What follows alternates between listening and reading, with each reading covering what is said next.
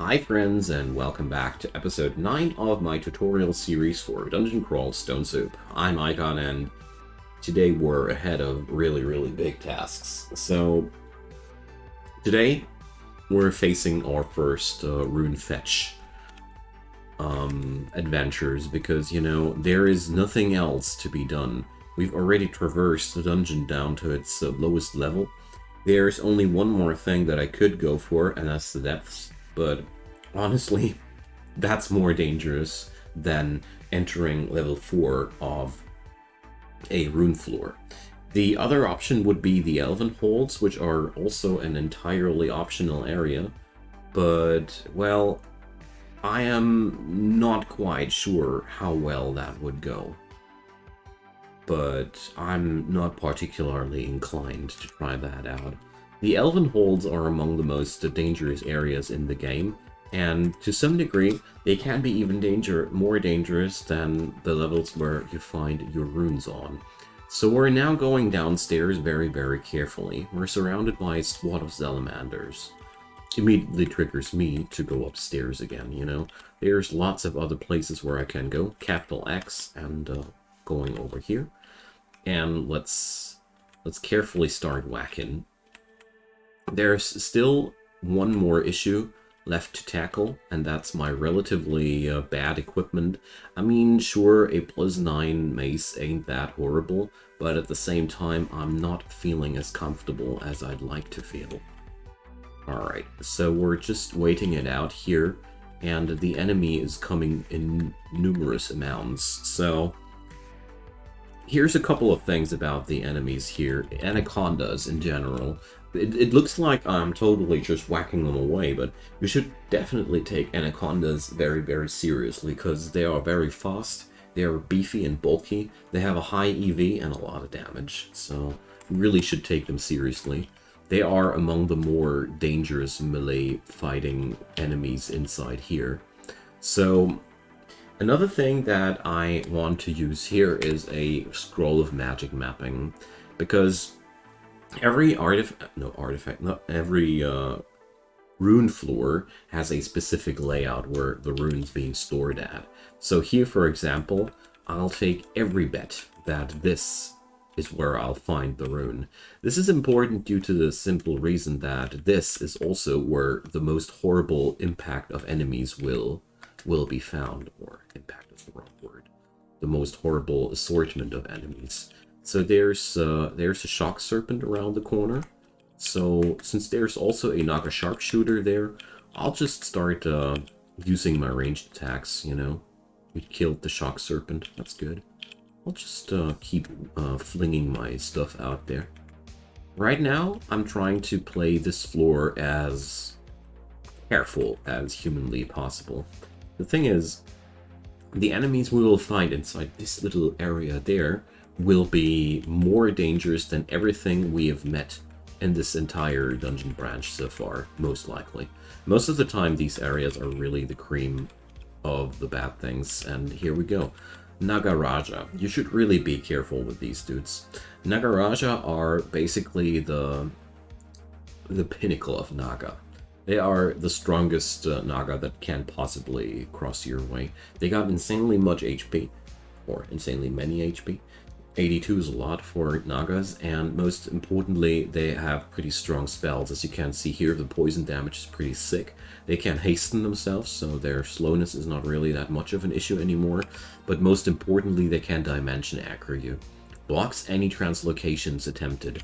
So this is really problematic when you just want to teleport out into safety. These dudes can totally mess up with your plan there, and that's pretty nasty. So let's see. We're lagging here for a moment. Wondering whether or not my internet connection died again. Yeah, it died. Too bad. Okay, now, internet is back alive, so let's keep going. I really don't know where I left my thoughts, but we're going to explore this place now. I hope the internet doesn't die one more time. Today we have a lot of irregular downtimes there. Okay, Mara. Mara is a really, really nasty one. Mara is a Rakshasa. We haven't met a Rakshasa yet. And the thing about Mara is summon illusion. He'll be summoning a couple of copies of himself, and those, well, we won't be able to discern them. He's wielding a demon whip of draining, so that's actually a really nasty thing. So we're going to go for heroism and finesse, and let's see. I might be, let's just go for a might potion, and let's see. I'll go upstairs. This breaks the illusions of this dude, because the illusions won't go upstairs with you. And here we got a clean whack. This was pretty much perfect. That's as good as it can get. And we also got ourselves a demon whip. A demon whip falls under the maces and flails category. Here you see this one has a base damage of 8. This one comes with a base damage of 11. So there's a lot. The Morning Star has a higher base damage, but as you see, minimum attack delay is at 0.7, and here the minimum attack delay is at 0.5. So the Demon Whip might be slightly weaker, but it's also faster. So, well, but since we ain't got no brand weapon scrolls anymore, it's not really any particular interest. But Mara is one of those bosses. If you're not as well equipped as I am here, if you're not highly fire resistant, if you're not able to pull this dude out of his illusions, he's one of the worst uniques out there. He's really one of the strongest uniques, and it's absolutely worth it to ignore him. Another option we could have taken there against Mara would have been to take him upstairs. Wait a sec, we're being ice blasted here. Take him upstairs and then teleport away and leave him upstairs. You know? Never get back there. Dump a unique on a floor which you don't really pay attention to. You just have to be very, very careful that you're not getting bushwhacked by the uniques that you deposited somewhere, but you're getting the idea. Okay, Shock Serpent. Pretty nervous here for a moment, but this time the Shock Serpent didn't really do any damage to me. That's good. We're getting closer to the actual chamber of the rune, and this is where I grow more and more and more cautious, because we can die that easily here. And here we go, there's the first Nagaraja. And basically what I like to do in these environments is, as soon as I have aggravated the first enemy, like this Nagaraja here, I immediately step back and fight whatever comes around the corner. As you see here, oh my god, we're marked. That's not good. So being marked in a situation like that lets me do two things. First, we're going to use finesse and heroism to get ourselves more powerful. And then, well, I gotta really, really consider whether or not I want to fight that. I highly think I don't want to. So we got to take a decision, and we got to take it now. So, well, it seems as if my internet's dying again. See you all in a minute. Well, in a second actually, but for me it's going to be more than a minute. Okay, so the music won't work as intended, but we're gonna get there. So the situation right now is pretty deadly. So we can't really do anything in particular here to get the threat out of this. There's an army of Naga behind that one, and we already lost like enough of our HP to get a emergency teleport allowance from me. The problem here is, though, we're by no means being safe here or anything. As soon as the teleport goes off, okay, I got very lucky. The teleport didn't send me anywhere bad. Sometimes you just end up being in the danger zone there.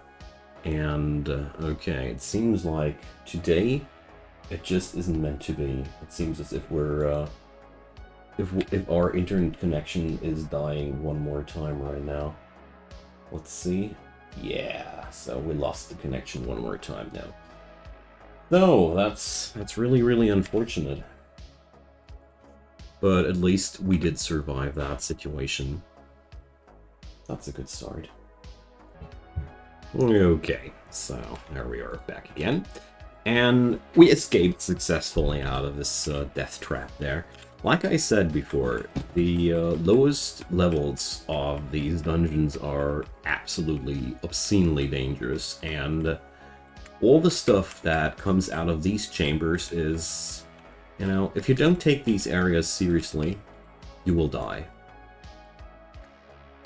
And even if you take them seriously, there's still a fair chance of you dying. Basically, these chambers always contain the worst of an entire dungeon branch, and you'll have to separate them really carefully. And it's totally okay to take yourself a lot of time in conquering these areas. There's no need to rush. So, speaking about which, the situation here ain't really good. I'm going to kite over here, so I'll have a narrower spot. Always try to lower the tiles that the enemy can attack you from as much as possible. So here we go. The Nagas got enraged by the warrior. That's always one of their favorite moves, and it's also one of the worst things that can happen once you have more than one warrior on the screen. They will start to enrage each other, and that's where stuff really gets bad. Because, you know, Naga Warrior are on their own already pretty nasty, but Naga Warrior with extra enrage bonus, well, that's just like a Naga that got a what's it called again? A potion of might. So you don't want your Naga with on potions of might. Speaking about Naga here, we got to escape here. This is there's an army closing in. And here, yet again, immediately turning on heroism and finesse. Whenever you see that a situation up ahead of you looks like it's going to be a lot of trouble, go for these skills. So what I'm also doing here, stepping back, so I got a free tile right next to me. The spectral brand does work best when you have a free tile adjacent to you, where you can summon your spectral weapon ad. Without this, this brand is particularly lackluster, I have personally experienced. So the enemy has now found that there's another door they can enter from. Smart enemies. But, well. So I'm just sticking out my head long enough to show the enemy that there's something worth to be attacked, and then I'm getting the hell out of here already. Because the more enemies can see me at once, the worse. There we go. But I think we're decently clearing out this pit. But there's another thing about these Dungeon 4 or Rune Branch level 4 engagements. Never ever think that you're done only because you're done with the entry hole. That's one of the most fatal false friends that you can fall for. There we go. Just clearing out these dudes. Okay, and we're good to go. So now I'm carefully stepping myself in here. So I got marked one more time, but the fact that I got marked and practically nothing closed onto me is pretty good. So I think we're safe. Because when you're marked, every free enemy on the map is homing onto you, so here we are. The Serpentine Room of Thought. We did it, my friends. That's the first rune you need to finish the game, and we got the first one. So from this point on, I could now also enter the vaults and explore these. So here we go. Let's go for the vaults. Press capital G and then the to enter the vaults, and as you see here, with a soft hiss, the gate opens wide. I insert the rune into the lock. So I even found a scroll, a potion that I didn't know yet. potion of magic. The vaults are a very, very special place. And say hi to my cat. She obviously does want to have a little bit of a climbing action here.